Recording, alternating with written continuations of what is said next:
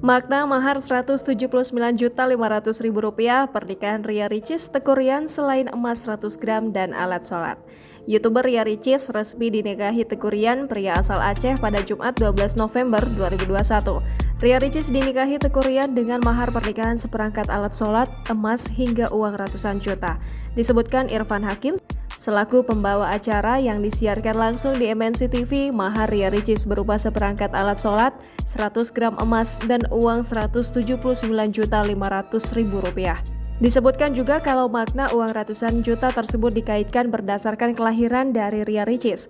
Jika dilihat dari tanggal dan tahun lahir, ada kemiripan dengan jumlah mahar ratusan juta. Tanggal Ria Ricis lahir adalah 1 Juli 1995, sedangkan jumlah mahar Rp179.500.000.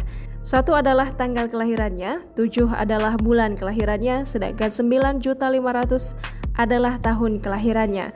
Kini publik menunggu komentar Ria Ricis dan Teuku Ryan ada diberikannya mahar berjumlah ratusan juta tersebut. Apalagi mahar ratusan juta untuk Ria Ricis dikaitkan dengan tanggal dan tahun kelahirannya. Jangan lupa subscribe, share, komen, dan like ya!